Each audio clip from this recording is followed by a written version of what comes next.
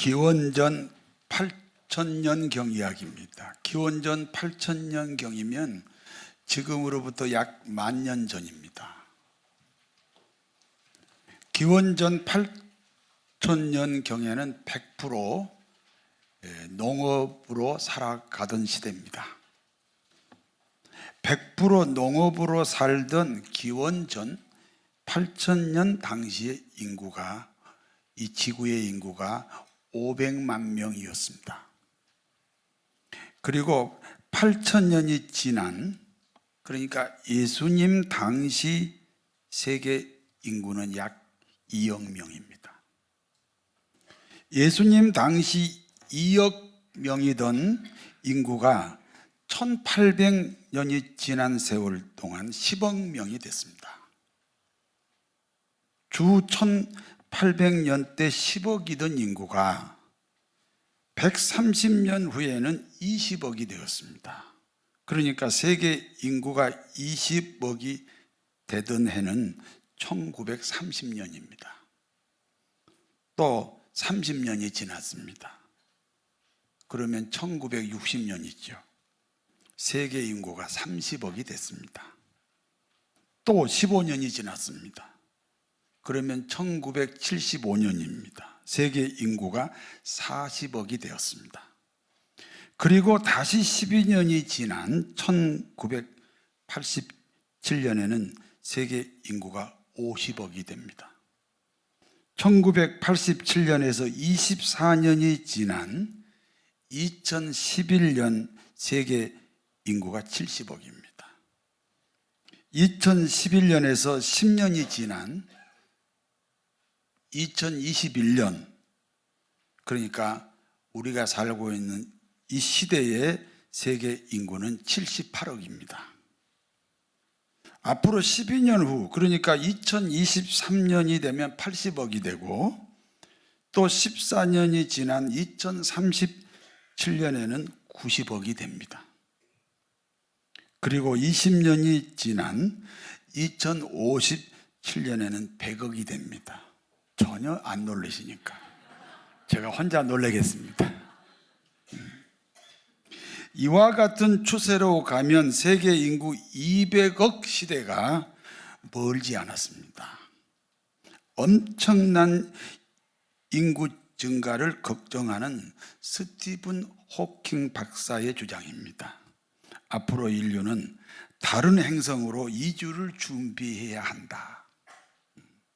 지구는 너무 좁아서 안 되고 다른 행성으로 이주해야 된다, 이런 주장을 했습니다. 그러므로 오늘날 우주과학은 수많은 별 중에 인간이 살 수 있는 별이 없는지 지금 찾고 있는 중입니다. 인구 증가는 단순히 숫자 노름이 아닙니다. 인구 증가에 따른 사회 변혁이 일어나고 있습니다. 인구 증가만큼 경쟁이 커지기 때문에 그 경쟁 때문에 인류가 발달하잖아요. 사회 변혁이 일어나고 있습니다. 1980년에서 2000년 어간에 태어난 사람들을 MZ세대라고 합니다. MZ세대들은 가정과 학교와 직장에서 생각도 일하는 방법도 노는 방식이 기성세대와 다릅니다. 그야말로 신인류 시대입니다. 신인류가 탄생한 것과 같습니다. 신인류의 특징은 무한 경쟁, 승자 독식, 개인주의의 확산입니다. 이와 같은 MZ세대의 시작을 정보화 시대라고 합니다. 같은 해 미래학자 엘빈 토플러가 쓴 제3의 물결이라는 책이 있습니다. 그리고 5년 후에 1985년에는 권력이동이라는 책을 또 출간했습니다. 엘빈 토플러의 미래 예측은 정확합니다. 우리 시대의 필독서이기도 합니다. MZ 세대들은 어려서부터 스타크래프트, 닌텐도, 개인기와 컴퓨터를 만지면서 성장합니다. 기성세대는 컴퓨터가 업무용이지만 이 MZ 세대들에게는 컴퓨터가 생활의 도구이고 오락의 도구입니다. 기성세대가 데스크탑 컴퓨터를 썼다면 MZ 세대들은 노트북을 휴대하고 다니면서 일상을 함께 합니다. 제가 얼마 전에 제주도에서 이렇게 서울로 비행기 타고 오는데 가운데 엄마가 앉아 있고 양쪽에 어린아이가 있어요. 한 3살 정도 됐어요. 하나는 5살 정도 됐는데요. 열심히 1시간 동안 오락을 하더라고. 나는 흉내도 못 내는 오락을 3살짜리가 하고 있는 거예요. 얘가 크면 어떻게 되겠어요? MZ 세대들이 성장하여 중고등학생 그리고 대학생이 되자 제일 먼저 당황한 것은 교사와 교수들입니다. 공부하는 방식이 다르고 노는 방식이 다르고 대화하는 방식이 다릅니다. 그러므로 기성세대들은 MZ 세대들을 향하여 말이 안 통한다, 버릇이 없다, 애절을 모른다, 저밖에 모른다, 4차원의 인간이다, 이렇게 한탄을 합니다. 그러므로 기성세대와 MZ세대 간의 문화 충돌이 생길 수밖에 없습니다. 이들이 성장하여 사회로 진출하자 또 한 번 큰 난리가 났습니다. 소통 방식이 다르고 개성이 강하고 A가 없는 신참들이 나타났으니 기존의 조직 문화에 젖어 있던 기성세대들이 충격을 받습니다. 잔소리하고 공기를 잡으려고 노력합니다. 그러나 이와 같은 일은 처음부터 불가능합니다. 새로운 도구와 무기로 무장한 새 인재들입니다. 동시에 민주화 의식이 강하고 정의와 인권 그리고 공평과 평등 의식이 강합니다. 권위주의, 상명하복에는 절대로 저항합니다. 복종하지 않습니다. 기성세대가 보기에는 한심하지만 업무 처리는요, 기성세대보다 훨씬 막강합니다. 이들은 더 빠르고 더 정확하게 일을 처리합니다. 자율성을 주면 날고 뜁니다. 간섭하고 통제하면 거침없이 대드는 것이 MZ세대들입니다. 세상이 변하는 것을 모르는 기성세대를, 세상이 이렇게 변하는 것을 모르는 기성세대를 MZ세대들은 꼰대라고 부릅니다. 한글 단어 꼰대가 영어 사전에도 나와 있습니다. GGON, DAE, 꼰대 이렇게 나와 있습니다. 기성세대와 MZ세대 간의 전쟁은 당연히 MZ세대가 승리합니다. MZ세대의 신형 무기를 기성세대가 당할 수 없기 때문입니다. MZ세대가 등장하면서 우리 사회는 임원보다 사원이 더 똑똑합니다. 학생이 교수보다 더 똑똑합니다. 신참이 고참보다 더 똑똑합니다. 병사가 간부보다 더 똑똑합니다. 자식이 부모보다 더 똑똑합니다. 젊은 멘티가 나이든 멘토를 지도하는 세상입니다. 그러므로 초역전 사회라고 부릅니다. 우리가 사는 시대를 초역전 사회라고 부릅니다. 이와 같은 현실을 모르거나 인정하지 않으면 안 됩니다. 이와 같은 현실을 모르거나 인정하지 않으면 현대를 살아가는 원시인들입니다. 2007년 스티븐 잡스가 아이폰을 개발하면서 스마트폰 시대가 열렸습니다. 또 하나의 막강한 휴대 무기가 나타난 경우입니다.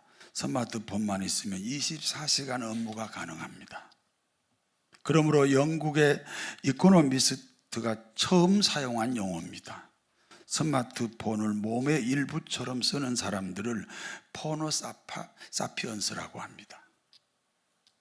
포노사피언스들은 스마트폰을 잘 때도 옆에 두고 잡니다. 사용을 못하게 하거나 빼앗으면 죽기 살기로 저항합니다. 스마트폰을 빼앗으려는 부모나 담임 선생님을 폭행한 중학생도 있습니다. 스마트폰이 자기 신체 중의 일부입니다. 그러므로 사용을 못하게 했더니 자살하는 학생도 있었습니다. MZ세대들이 군에 입대하면서 또 한 번 군대가 난리가 났습니다. 군대는 합법적인 계급사회입니다. 위계 질서가 중요한 곳입니다. 부하는 상관에게 무조건 복종해야 됩니다. 그러므로 자유분방하고 민주화 의식이 강한 MZ세대와 이 군대가 충돌하기 시작합니다. 어쨌든 아무리 군대라 할지라도 이 군대가 MZ세대를 바꾸지 못합니다. 그러므로 통제 방법을 바꾸었습니다.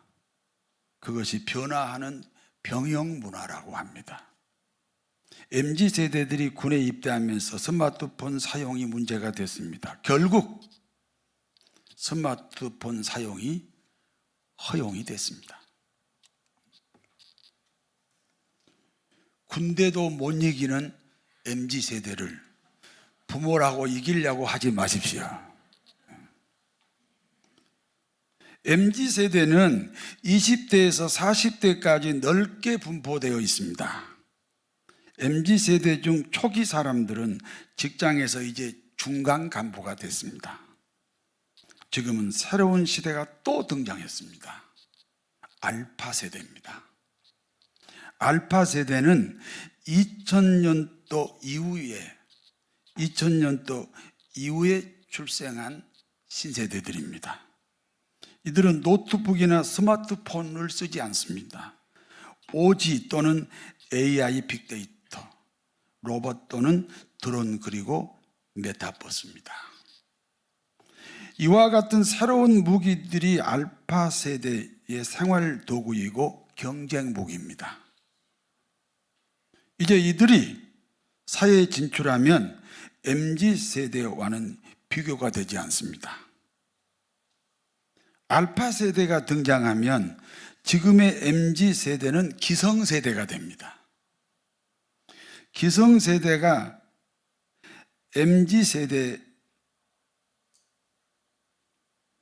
MZ세대에게 기성세대가 꼰대가 되었듯이 MZ세대도 알파 세대에게 꼰대가 될 것입니다.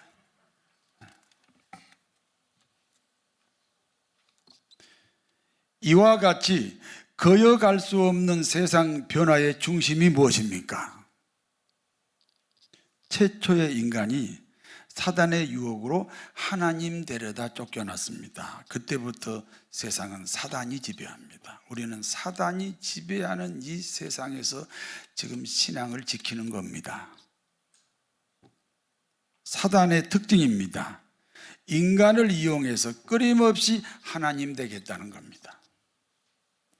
그러므로 인간의 사상과 과학과 예술과 문화 등은 결국 하나님 노릇하겠다는 목표로 발달하고 있습니다. 이해가 되십니까? 모든 세상의 발달은 하나님 대신하겠다고 하는 발달입니다. 인구의 숫자와 정비례하여 세상은 발달합니다. 그리고 세상의 발달과 비례하여 인간의 마음에 예수님을 받아들일 수 있는 공간이 없어집니다. 그러므로 하나님은 모든 말씀을 일종의 비밀로 기록했습니다. 마태복음 13장 10절에서 11절을 같이 읽습니다.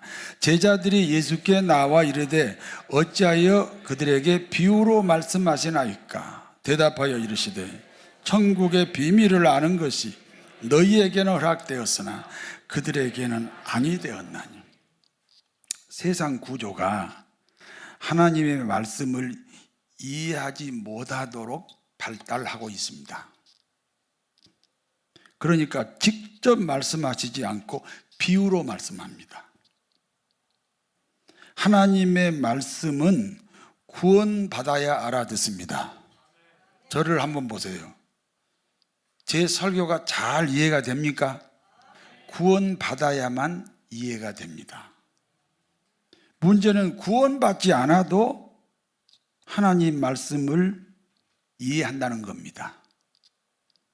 이런 사람은 구원받지 않아도 하나님 말씀을 이해한다. 구원받은 사람이 이해하는 것과 다른 이해입니다. 구원받지 않아도 하나님 말씀을 이해한다는 이런 사람을 기독교인이 아니라 종교인이라고 합니다. 우리 금포교회의 특징입니다. 우리는 다 구원받은 기독교인입니다. 그래서 우리는 하나님 말씀을 잘 알아듣습니다. 주님이 청중들에게 말씀을 전하셨습니다. 사람들이 주님 말씀을 듣더니 하나 둘씩 떠나갑니다. 주님이 안타까운 마음에 제자들에게 말씀합니다. 너희도 떠나려느냐? 너희도 가려느냐? 그때 베드로가 대답합니다. 여기에 영생의 말씀이 계십니다. 여기에 영생의 말씀이 계시니 우리는 이곳을 떠날 수 없습니다. 금포교회도 영생의 말씀이 있습니다. 구원받지 않으면 영생의 말씀이 늘 걸림돌이 됩니다.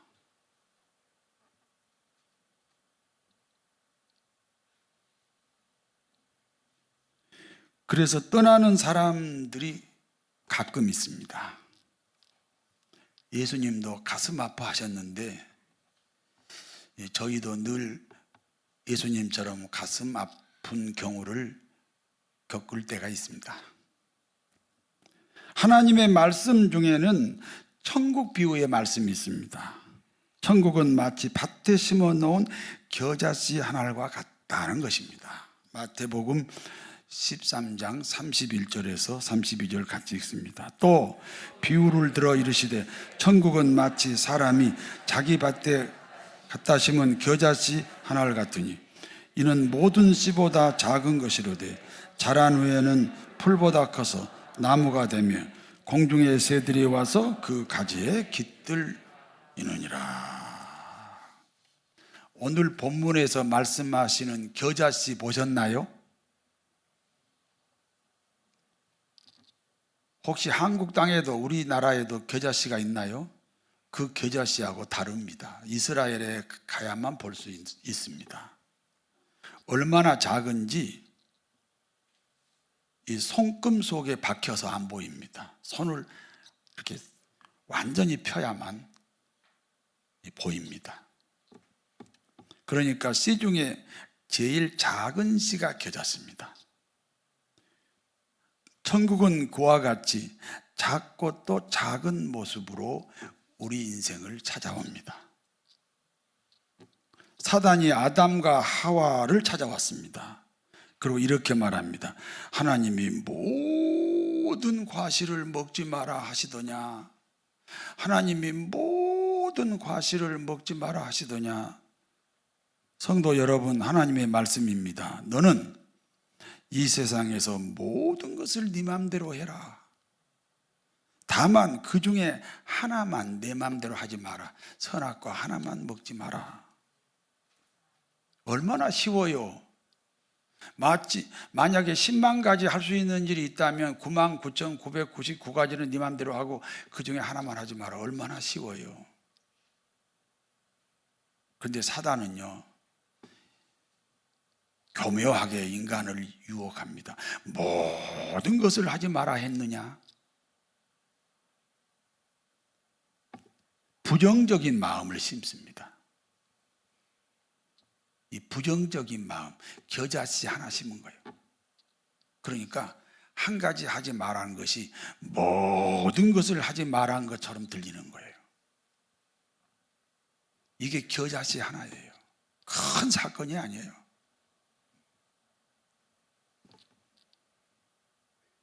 그런데 그 작은 겨자씨가 어떻게 되었습니까? 선악과를 먹게 됐고 인류가 멸망의 길로 가게 되었습니다.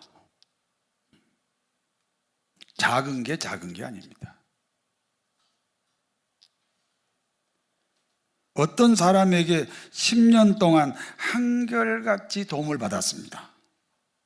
10년 동안 한결같이 도움을 받던 사람이 어쩌다가 한번 서운한 일을 당했습니다. 그런데 그 한 번 서운한 일 때문에 그 많은 세월, 10년의 세월이 다 잘못되었다. 그렇게 생각하기도 합니다. 여러분 30년, 40년 부부가 살았잖아요. 어쩌다가 서운한 일이 하나 생기니까 그냥 그 인간이 그러면서 아주 그냥 지금까지의 30년을 다 무효화 시키려고 하잖아요. 이게요 굉장히 작은 건데 겨자씨 하나인데 인생을 바꾸잖아요.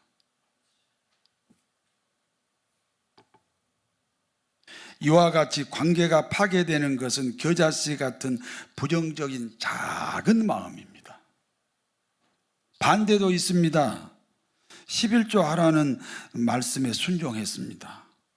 겨자씨처럼 작은 것이기 때문에 아무 일도 일어나지 않습니다. 당장 복을 받는 것도 아니고 당장 무슨 약한 몸이 건강해지는 것도 아니에요. 아무 일도 일어나지 않는 것 같습니다. 그러나 아무 일도 일어나지 않는 것이 아닙니다. 뒤돌아보면 하나님의 축복이 차곡차곡 쌓여 있는 것을 볼 수가 있습니다.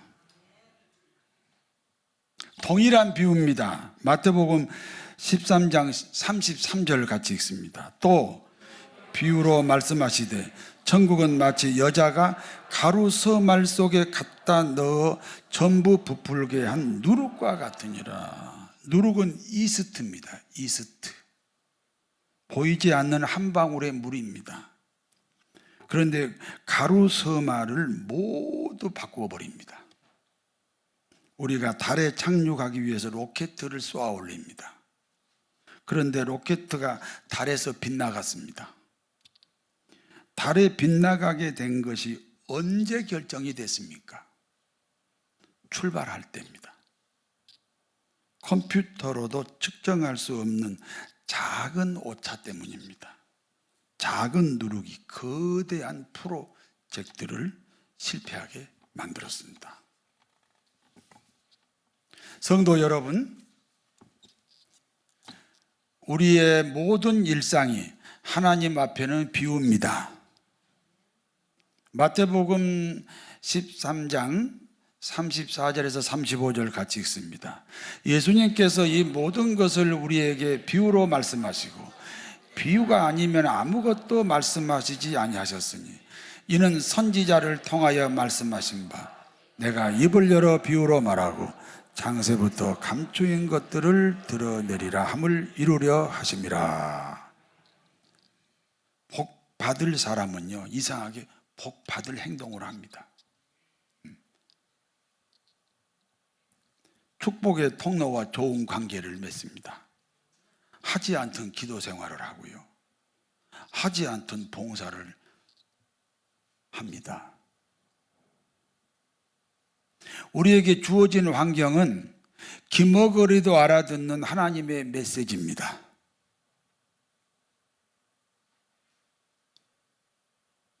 비유라는 것은 겨자씨와 같이 또는 누룩과 같이 작은 것입니다. 그러므로 이해하고 순종하는 것이 아닙니다. 순종하면 이해가 됩니다.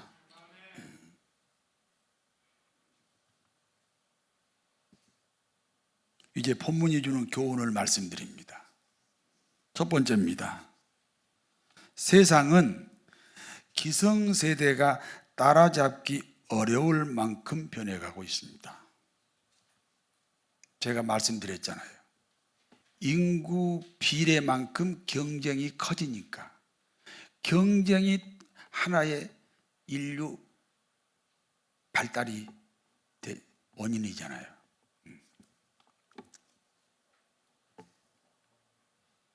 과거의 변화하고 지금 변화는 비교가 안 됩니다. 변화되어가는 세상을 보면서 깨달아야 합니다. 우리 시대의 가장 악한 세력이 중동에 있는 이슬람교입니다. 테러와 방화와 살인과 폭력의 중심입니다. 우리 시대의 무질서의 99.9%가 이슬람교에서 나옵니다. 그와 같은 악한 세력이지만 가장 많이 포교가 되는 집단이 이슬람교입니다. 우리나라에도 엄청나게 지금 이슬람교가 번성하고 있습니다. 악한 집단인 이슬람은 엄청 부흥되는데 선한 종교인 기독교는 1년에 수십만 명씩 줄어듭니다. 이와 같이 악한 집단이지만 번창하는 이유가 무엇입니까? 반대로 그렇게 선한 기독교가 오히려 침체되고 통계로 보면 수십만 명씩 줄어드는 이유가 뭡니까? 이 이슬람 교도들의 열정입니다. 반대로 우리 개신교는 열정이 없습니다. 이슬람 교들은 하루에 3번 이상 기도합니다. 10분, 5분이 아닙니다. 1시간 이상. 하루에 최하로 3번, 5번, 6번씩 하루에 기도합니다. 자신들의 포교를 위해서는 거짓말도 거짓말이 아닙니다. 자신들의 포교를 위해서는 폭력도 폭력이 아닙니다.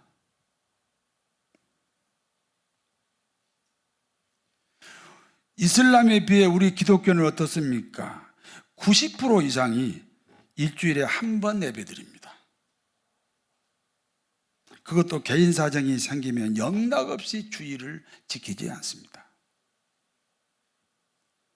사단의 전략이 인류 발달만큼 발달하고 있습니다. 사단의 전략이 인류 숫자만큼 변화무쌍합니다. 그와 같은 시대에 우리 그리스도인에게 열정이 필요합니다. 옛날에 제가 어느 큰 단체에 가서 이제 설교를 하려고 준비를 하는데 어느 집사님이 저한테 전화가 왔어요. 목사님, 거기 가서 설교하실 거지요? 그렇지요. 꼭 이걸 전하세요. 뭔데요? 1,000만 원 꾸면 얼마가 아프냐? 1,000만 원. 1억을 꾸면 얼마가 갚아야 되냐? 1억을. 그러면 예수님이 너를 위해 죽었으면 너는 뭐 해야 되느냐? 죽어야지. 그거 꼭 전하세요. 제가 물어보겠습니다. 여러분에게. 예수님이 여러분을 위해서 죽으신 건 맞습니까?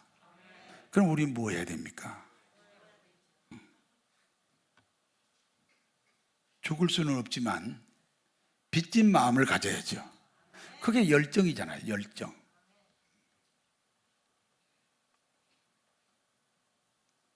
그래서 우리는 늘 이 찬송을 불러야 됩니다. 주 예수보다도 귀한 것은 없네. 이 세상 부귀와 바꿀 수 없네. 영죽을 내 대신 돌아가신 그 놀라운 사랑 잊지 못해. 세상 즐거움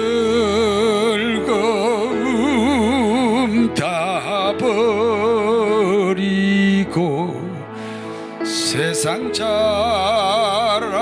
다 버렸네. 주의 귀한 것은 없네. 예수밖에는 없네. 두 번째입니다. 세상의 변화, 세상의 발달이 사단의 전략이라 해서 도피하거나 거절하면 안 됩니다. 어떤 분들은요, 집에서 찬송만 불러야 되고 하나님 말씀만 읽어야 된다고 텔레비를 없애버렸습니다. 텔레비를 없애서 찬송을 많이 부르고 기도도 많이 하고 성경을 많이 읽는 건 좋은데, 아이들이, 성장하는 아이들이 세상을 모르잖아요. 그러면 세상을 모르고 어떻게 세상에서 경쟁할 수가 있겠습니까? 그러므로 교회가 전략을 세워야 됩니다. 마태복음 10장 16절에 보라 내가 너희를 보냄이, 내가 너희를 보냄이, 양을 이리 가운데 보낸 것 같다. 우리 다 양이잖아요. 이리, 늑대, 호랑이. 양을 늑대, 호랑이에게 보낸 것과 같다. 그러므로 너희는 뱀같이 지혜롭고, 사단이 지혜롭잖아요. 너희는 더 지혜로워야 된다. 너희는 사단만큼 지혜롭고 그러나 비둘기같이 순결하라. 사단하고 대항할 만큼 지혜롭되 신앙을 지켜라. 비둘기처럼 순결하라. 사단을 이기기 위해 사단보다 더 지혜로워야 합니다. 그래야 신앙을 지킬 수 있습니다. 제가 이 교회의 1세대 담임 목사입니다. 모르신 분은 적어놓으세요. 제가 이 교회의 1세대 담임 목사입니다. 이제 새로운 시대를 준비해야 됩니다. 저는 MZ세대도 알파세대도 수용할 수 없습니다. 그래서 새로운 시대를 준비해야 됩니다.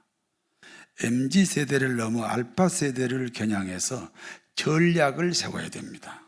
그러므로 이 세상에서도 인재 소리를 들을 만큼 유능한 사람이 제 뒤를 이어가야 됩니다.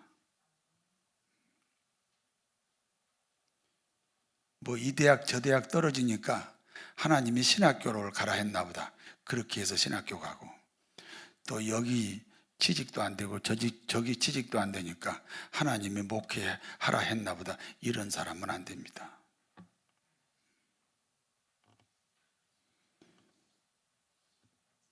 세상은 제도권을 뛰어넘었습니다. 그런데 교회만 제도권을 뛰어넘지 못합니다. 교회의 제도권은 교단입니다. 우리 교회도 교단이라는 제도권을 뛰어넘어야 합니다. 그러면서 1세대인 저의 영생을 이어가는 그런 미래지향적인 우리 교회가 되어야 할 줄로 믿습니다. 비유의 말씀을 경험하고 깨달아야 됩니다. 그러므로 사단의 전략을 분별할 수 있습니다. 그렇게 되면 시대를 품는 교회가 될 수 있습니다.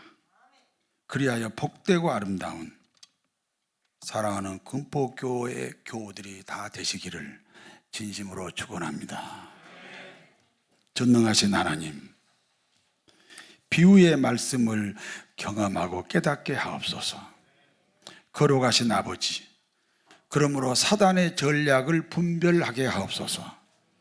그리하여 시대를 품는 교회, 수많은 영혼을 천국으로 인도하는 복되고 아름다운 금포교회 교우들이 다 되게 하여 주옵소서. 그리하여 하늘의 복, 땅의 복으로 풍성하게 하옵소서. 예수님 이름으로 기도하옵나이다. 아멘.